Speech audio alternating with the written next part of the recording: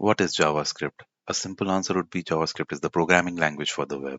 But an experienced JavaScript developer would tell you JavaScript is a high level, single threaded, garbage collected, interpreted, or just in time compiled, a prototype based, multi paradigm, dynamic language with a non blocking event loop. Okay, so here we have used 7 terms for JavaScript. Let's understand each of them one by one. So JavaScript is a high level language. It means it cannot interact directly with the machine. The machine will not understand what JavaScript is until it is interpreted or changed into a bytecode which machine understands. Okay. So high level languages are languages which cannot directly interact with operating system or the hardware. They need to be interpreted or compiled to some code or machine code or bytecode or some assembly code that the operating system or the hardware can understand. Okay.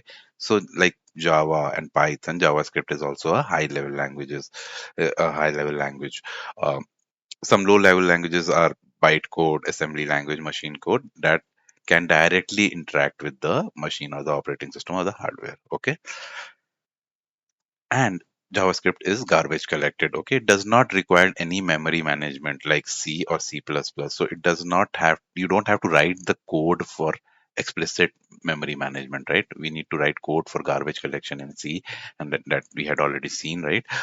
So that you don't need to do in JavaScript.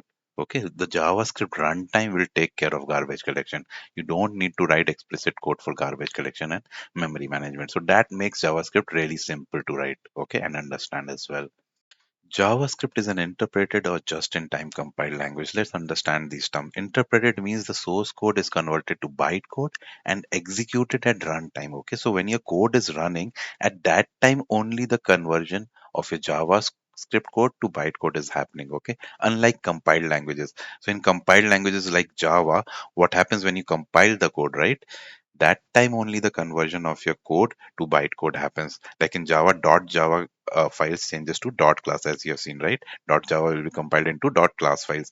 So that is happening in compiled languages, but in interpreted languages like JavaScript, source code conversion and the execution both are happening when the code is running. Okay. Now, what is just in time compiled? So, in modern browsers or the modern JS engines like V8, SpiderMonkey, and Nitro, what is happening? To increase the performance or to improve the performance, they are doing JIT compilation. Okay, so what happens in JIT compilation? The engine will track what is which function or which particular code is getting called again and again and again. So suppose you have a function get user which is called again and again. Okay, so for the first few times the JS engine will mark it as warm, and still if it is getting called it will mark it as hot. Okay, so when a piece of code is marked as hot, it will be JIT compiled. Okay, it will be just in time compiled. Okay, so the code will be converted to bytecode. Okay, now this conversion will not happen at runtime. So as soon as that code is called, that pre-compiled bytecode is sent and it is executed. Okay, so that way you will save some time of conversion logic. Okay, so whatever time was getting taken in that conversion logic, that will be saved by JIT compilation. Okay, so modern browsers are adopting this technique, have already adopted this technique to improve the performance. JavaScript is a multi-paradigm language. Let's understand what is paradigm. Paradigm is something which can be defined as an approach to solve a problem. Okay, an approach to solve a problem is paradigm. JavaScript is multi-paradigm because it is using multiple approaches to solve problems. Okay, so JavaScript supports both object-oriented programming and functional programming. Okay, so these two, object-oriented programming and functional programming, are two different programming paradigms. Okay, so let's understand what are programming paradigms and what type of programming paradigms are there.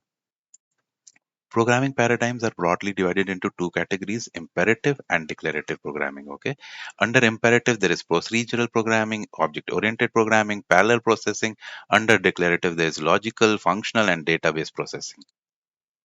So programming paradigm is a big topic in itself, but let's have a basic understanding of what is programming paradigm, what is imperative, what is declarative programming style. Okay, so imperative programming style is something where you tell how to solve a problem. Okay, you have to give clear defined sequences or instructions or procedures to tell how are you solving the problem. Example of this is C++, Java, where you tell how exactly you are solving the problem.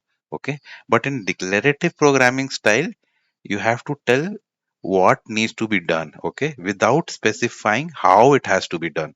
Okay, so one good example is a SQL query. So you do select star from employee table, right? So you are telling that I need all the records from employee table, but I am not telling how to get them. That is database headache. Okay, that is not your headache in declarative programming. You are just telling that you need this. Okay, you're not telling that how it needs to be done. But in imperative programming, you have to tell how it needs to be done. So this is an example of imperative and declarative programming. What we are doing, we are creating a clone of a given array. Okay. So in imperative programming, we have an array, then we are creating the clone array by iterating over the original array, and then one by one we are putting the elements into the cloned array. So we are specifying the how part here. Okay. So this is an example of imperative programming. But in declarative programming, as you can see, we are just passing the original array into a clone array, which is returning us the cloned array. So we don't know how clone array is creating the clone of that array. Okay. So this is an example of declarative programming, and this is also functional programming, right? We are calling a function and that function is giving us some output. Okay. As we saw in the diagram in the first slide, that functional programming is also a kind of declarative programming, right? So just to repeat, JavaScript is a multi-paradigm language and it supports object-oriented programming and functional programming. It is supporting object-oriented programming because it supports inheritance through prototypes. We'll come to that in upcoming slides, like what is prototype-based inheritance. But for now, just understand that it supports inheritance, which is an attribute of object-oriented programming. It has objects and classes now also. So it is an object-oriented programming, and it has always been a functional programming language, JavaScript, because it has functions. It is purely based on functions. Okay, some examples of object oriented programming are C++, Java, C sharp, and functional programming is Haskell. Okay, JavaScript is dynamically typed.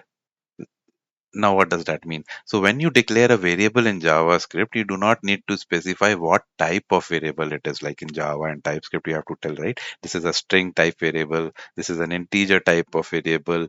This is a float type of variable.